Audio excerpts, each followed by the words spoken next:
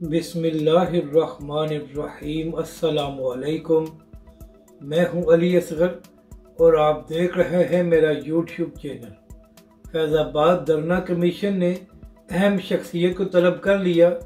आने वाले इंतखाबात से पहले तहरीक लब्बैक पाकिस्तान के लिए नई मुश्किल। इस वीडियो में हम इसी के मुतालिक बात करेंगे। नाज़रीन कराम, फैज़ाबाद धरने के हवाले से और तहरीक लब्बैक के मुतालिक इस वीडियो में हम आगे चलकर बात करेंगे। इससे पहले दो और ख़बरें सामने आई हैं, हम उनके मुतालिक बात करते हैं।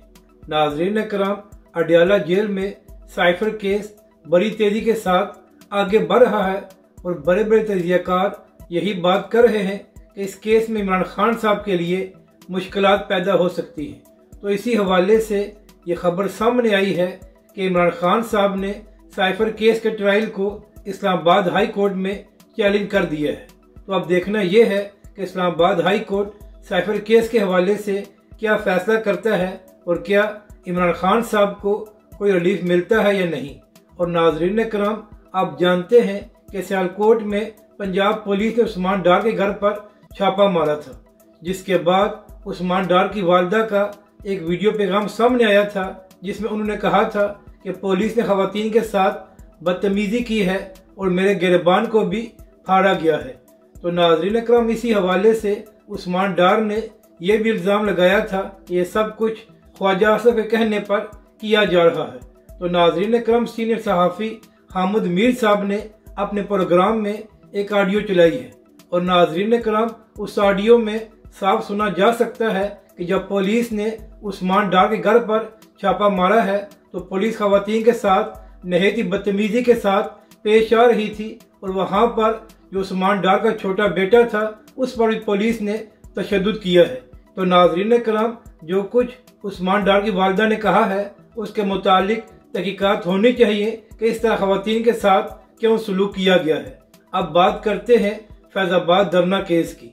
तो नाज़रीन कराम, जो सुप्रीम कोर्ट में फैज़ाबाद धरना केस की समाअत हुई थी तो उसके बाद हुकूमत की जानिब से एक 3 रुकनी कमीशन बनाया गया था जो इस बात की तहकीकात करेगा कि फैज़ाबाद धरने के पीछे कौन था। तो नाज़रीन कराम, अब तक इस कमीशन ने शाहिद हकान अब्बासी से सवालात किए हैं जो 2017 में प्राइम मिनिस्टर थे। इसके अलावा एहसन इकबाल से भी सवालात किए गए हैं।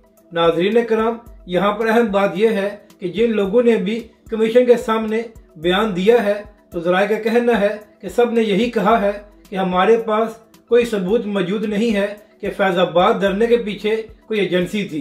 तो नाज़रीन कराम, अब ज़राए से एक और ख़बर सामने आई है कि फैज़ाबाद धरना कमीशन ने सवालनामा तैयार कर लिया है और बहुत जल्द फैज़ हमीद साहब को भी बुलाया जा सकता है। तो नाज़रीन कराम, जिस तरह सुप्रीम कोर्ट में फैज़ाबाद धरना केस की समाअत की गई है तो उसके बाद ये हालात नज़र आ रहे थे कि शायद इंतखाबात से पहले तहरीक लब्बैक पाकिस्तान के लिए कोई मसला हो जाए।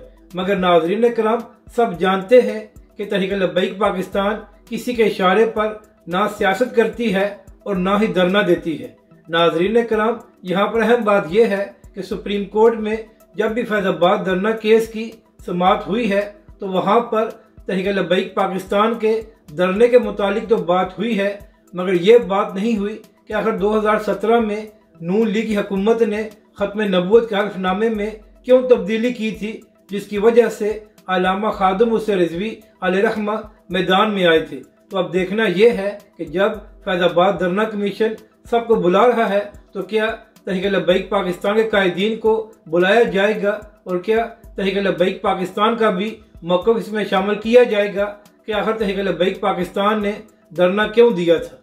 नाज़रीन कराम, ये तो सवालात हो रहे हैं कि अल्लामा खादिम हुसैन रिजवी अलैहिर्रहमा ने धरना क्यों दिया था, मगर सुप्रीम कोर्ट के चीफ जस्टिस साहब ने यह सवाल नहीं किया कि आखिर नून लीग की हुकूमत ने ख़त्म नबूवत के हल्फनामे में क्यों तब्दीली की थी।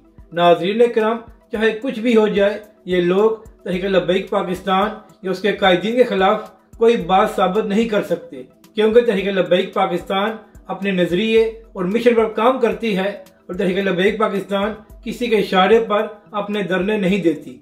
सब जानते हैं कि कौन इशारे पर सियासत करता है और कौन डील करके पाकिस्तान में आता है और पाकिस्तान से जाता है। तो लिहाजा जो लोग तहरीक लब्बैक पाकिस्तान के बारे में बातें करते हैं या जिनको फैज़ाबाद धरने के हवाले से बड़ी तकलीफ हो रही है, तो जो कुछ इस वक्त पाकिस्तान में हो रहा है और जिस तरह लाडले को लाने की तैयारियां की जा रही है, यह किसी को नजर नहीं आ रहा क्या सिर्फ तहरीक लब्बैक पाकिस्तान को ही निशाना बनाया जाएगा। नाज़रीन कराम, क्या इससे पहले पाकिस्तान में तहरीक लब्बैक के अलावा किसी और ने धरना नहीं दिया या दीगर जमातों ने लॉन्ग मार्च नहीं किए, तो फिर सिर्फ तहरीक लब्बैक पाकिस्तान से ही क्यों सवालात किए जा रहे हैं? अगर सवाल करने हैं तो नून लीगी हुकूमत से करें कि आखिर उनकी क्या मजबूरी थी, या नून लीगी हुकूमत किसको खुश करना चाहती थी जिसकी वजह से उन्होंने खत्म नबूवत के हल्फनामे में तब्दीली की, जिसके बाद तहरीक लब्बैक पाकिस्तान ने फैज़ाबाद का तारीखी धरना दिया। अपनी राय का ज़रूर इज़हार करें कि आपको ये वीडियो कैसी लगी और हमारे इस चैनल को भी सब्सक्राइब करें।